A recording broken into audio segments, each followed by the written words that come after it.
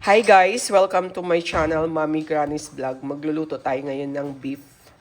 Pero version ko to. Usually, pag meron tayong beef na ganito, di ba tuwalya to? Usually, ginagawa to ng kare-kare. Pero maiba naman tayo. Gawin ko siyang version ko na beef steak. Ayan. Di ba? Una, maglagay na po ako ng chili flakes para po may pangpaasim na, pangpaanghang pa, 'di ba? And then syempre ang ating paminta. Maraming paminta mas masarap. Maglalagay na rin ako ng garlic powder. Guys, version ko to ha. Hindi naman lagi kasi usually niluluto ang ganito, tuwalya, pang beef steak. So ngayon maglalagay na tayo ng soy sauce. Ba't parang ayaw magpabukas yung soy sauce? Ayan. Soy sauce natin yan. Filipino style.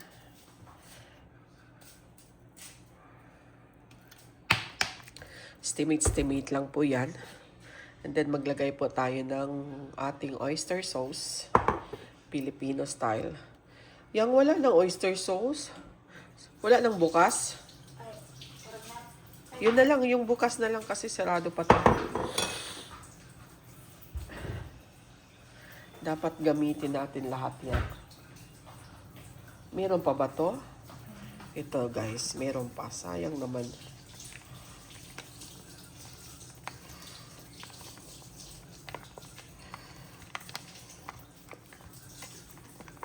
And then, ihalo po natin yung ini-slice-slice din natin talaga na beef.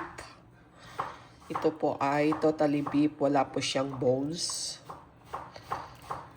Ima-marinate ko na po siya guys. Actually, masarap pag marinate talaga siya ng 1 day. Pero since lulutuin na natin to, kasi si Kuya Raymart kasi pag off-duty siya, nilulutuan ko siya ng masarap. Kaso hindi naman kasi nagsasabing uuwi ngayon. Kaya tuloy, hindi ako nakapag-prepare. So, i-marinate ko lang to ng 1 hour. And then, pwede na nating lutuin. Kasi guys, nilulutuan ko talaga si Kuya Raymart. Kasi laging wala sa bahay, duty, tapos nagko-complain niya na ang pagkain daw niya sa ospital ay hindi masarap. Kasi syempre pag ospital, lahat talaga healthy food yun. Kasi para yun sa mga na-admit eh. Eh, siyempre ang mga doktor kakain na rin sa mga pagkain ng mga admitted. So, siyempre pag healthy food, kulang sa lasa. Eh tayo naman dito sa bahay, kahit may dialysis patient tayo, ganun pa din ang lasa kasi nagdadaya naman ah. Kawawa din pag pagbawalan lahat eh. Wala nang energy si daddy. So ayan guys, minarinate ko lang to ng salt and pepper. Ay, wala pa pala tong salt. Yang pagkilagay nga ako ng salt yan. Nilagyan ko to ng soy sauce, oyster sauce, chili flakes, and then pepper, and then garlic powder. Konti lang yan. Kasi maalat tong klase ng salt. Okay. And then, halu-haluin lang guys. After nating maghalo-halo, iwan natin to ng 1 hour para mag-concentrate.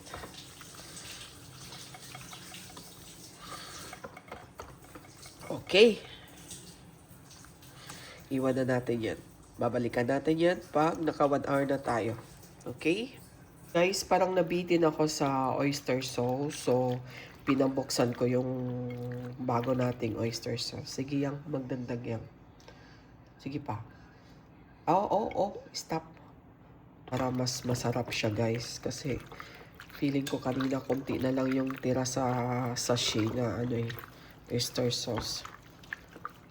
So, ulitin ko lang. This is soy sauce, oyster sauce, chili flakes, salt and pepper, and garlic powder. Bago natin siya lutuin na beef steak a la Mami G. Diba? Okay. Concentrate muna natin yan. So, ayan guys. Na-marinate na natin to ng more than 1 hour kasi nag-time ako. More than 1 hour. So, magpa-fried na tayo. Fried tayo with the butter and mantika para mas malasa. Okay? Kunti lang. Tapos butter.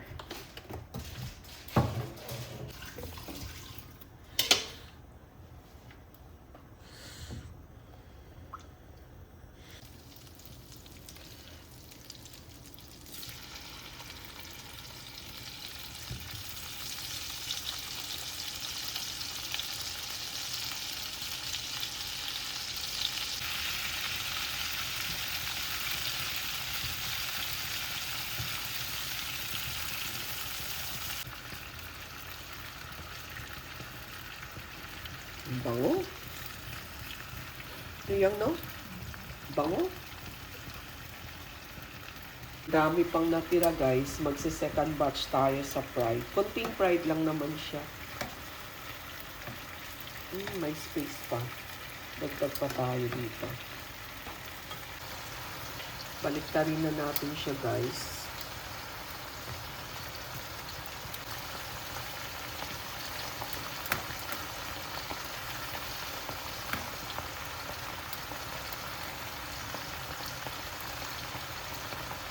Ayan guys, okay na to. Naglalapag na naman tayo ng panibago. Ang bango niya guys. Lalo pat butter yung ginamit natin.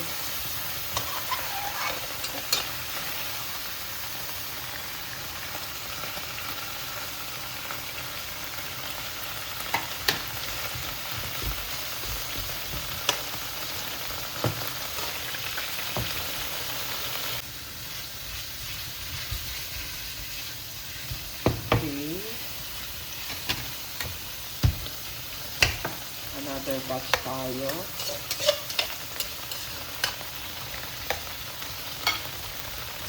Guys, tingnan mo. Ang sarap na tingnan ha. Naka-fried pa lang yan. Hindi pa yan beef steak talaga.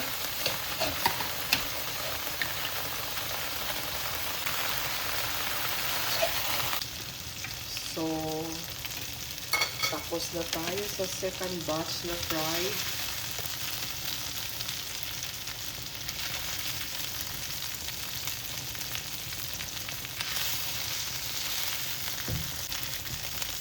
Diba yan?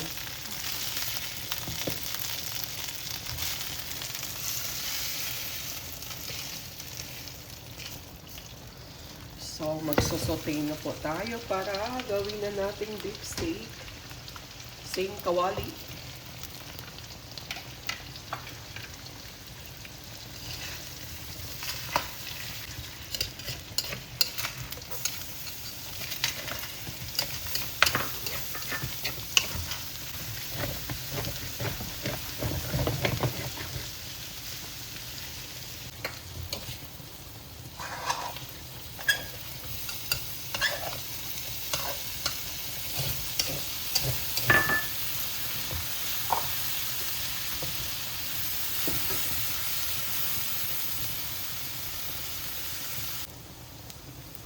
Lagay na natin yung ating pre-night.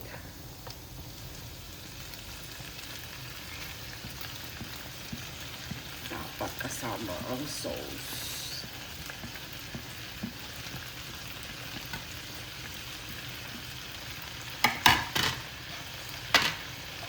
Dapat yung natirang marinade kanina na sabaw, sasama din natin.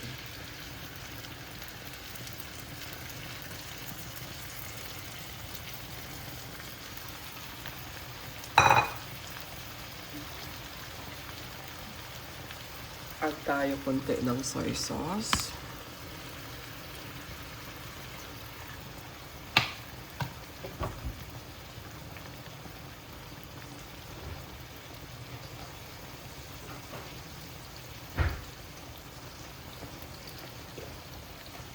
Water slide lang.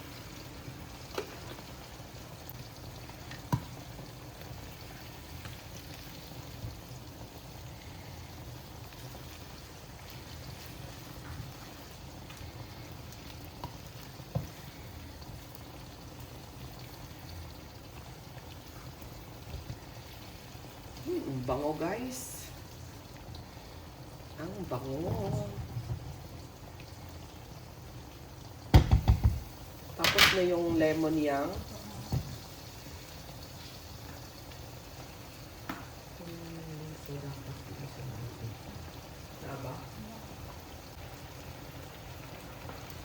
And then guys, lagyan natin ng lemon juice.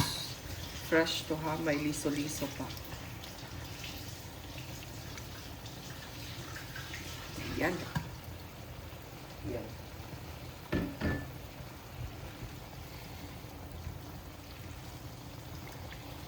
So, ayan guys, lutuin na natin yan kasi hindi naman talaga luto yung ating karne.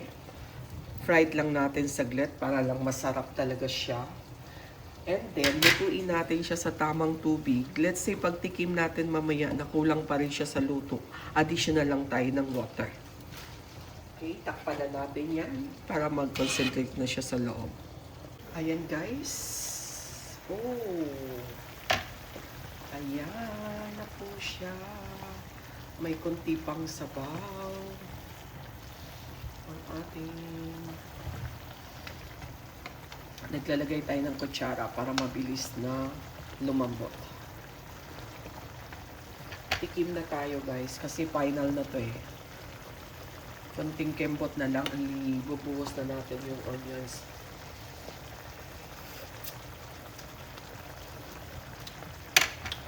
Sarap. Okay. Let's check. Ayun guys, nag-sticky na po yung ating sauce. Meaning, paubos na po ang sabaw.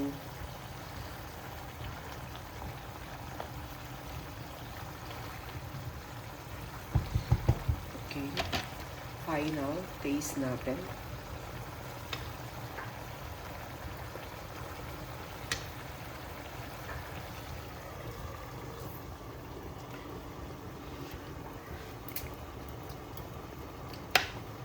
Ang sarap.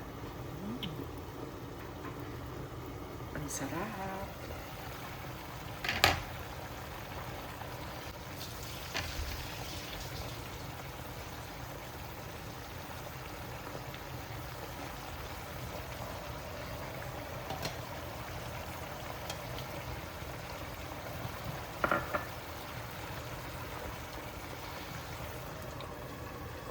After 5 minutes, we're done.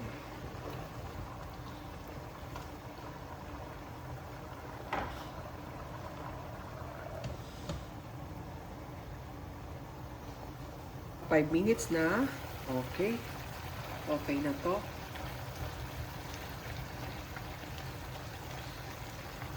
Yan. Wow! This is done, guys. Ang sarap.